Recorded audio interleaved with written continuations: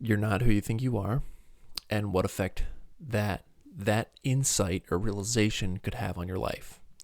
Let's start with the opposite, which is you are what you think you are. And what are the limitations and what are the benefits of that mindset?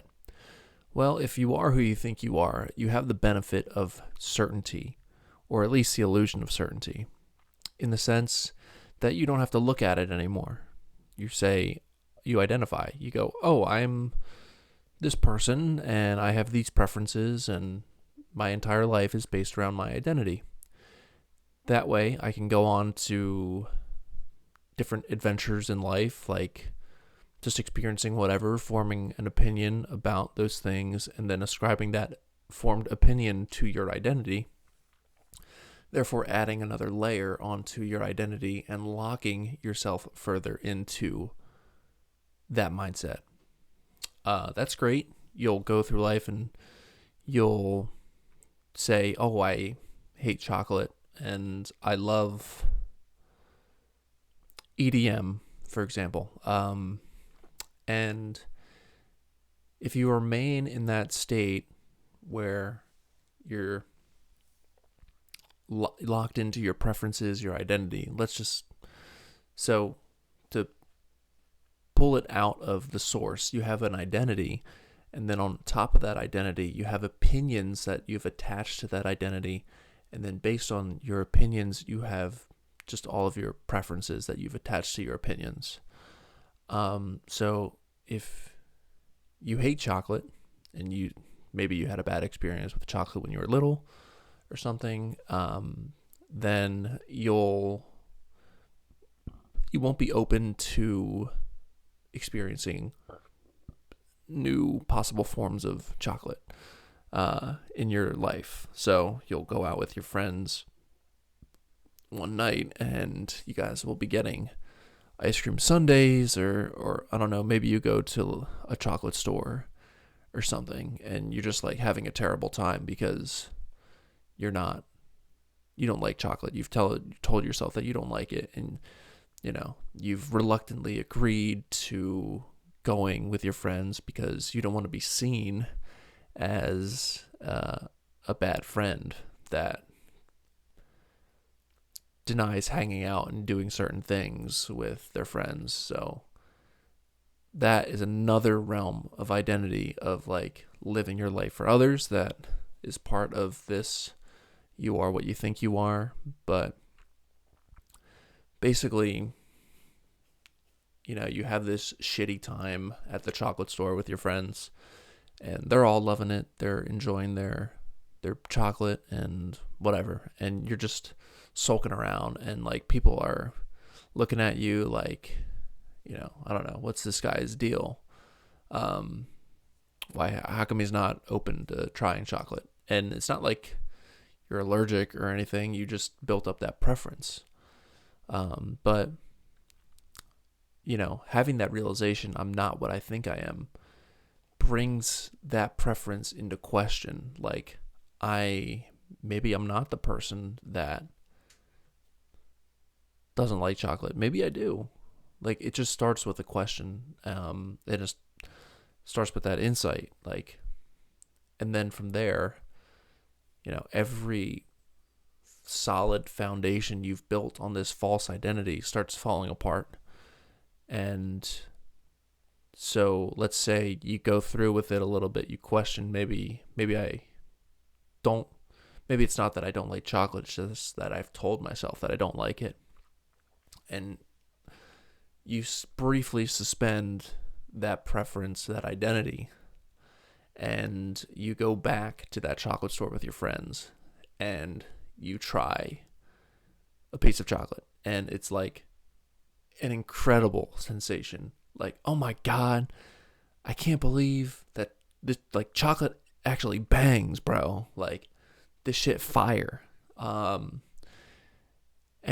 you've just opened yourself up to a whole new world of chocolate potential. And your friends are, they're like, oh, hell yeah, like, we got him into chocolate. That's awesome. Now you can, go out for chocolate every week with your friends. And like I said, it wasn't because you were allergic or anything. You were just telling yourself that you didn't like it. Um, that's a pretty harmless example of questioning that idea of yourself that you've built up. But I'd say, yeah, the risk is that you limit your own experience as reality if you're clinging to an idea of what you are. Um, for me, I mean, what are the benefits? Why could you realizing that you're not what you think you are be the best thing that you've ever realized? It's because it sets you free. You can do anything. You can experience anything without the the need to attach that experience to an identity. Um, and there's a lot of freedom that goes with that because you can go into some new adventure and you don't care if it sucks or if it's great because you're not attached to the outcome of that new experience. And so you go into that experience without the weight of the past, which allows you to more fully experience whatever you're going through. Um, I just thought of like Alcatraz for some reason, like the abandoned prison. Like, let's say, we'll just use another example. Like, I don't like prisons. Like, they give me bad vibes. Like, criminals used to live there, and I'm not a criminal. Well, maybe you are. If you were a criminal, could you empathize with criminals more easily? Probably. The classic "what are you in for?" Conversation, but not being attached to that preference that, like, I don't like prisons. All right, so you let go of that, you suspend it, you visit Alcatraz, you learn about all the rich history of that prison, even though it didn't last for that long. But I went there last year, and there's all these infographics about how, like, the U.S. is like the most imprisoned country in the world or something. Like, we have really high prison rates, and you read that without your preference, and you could think, oh man, I can't believe our country, it's actually, the rate is that high.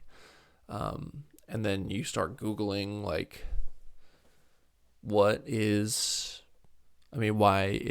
the imprisonment rate in the U.S. so high? And then it sends you down a rabbit hole, and all of a sudden you're writing letters to your local government officials, like, trying to get people out for things that they're innocent for. And you start quote unquote fighting the corrupt system that has imprisoned people wrongly.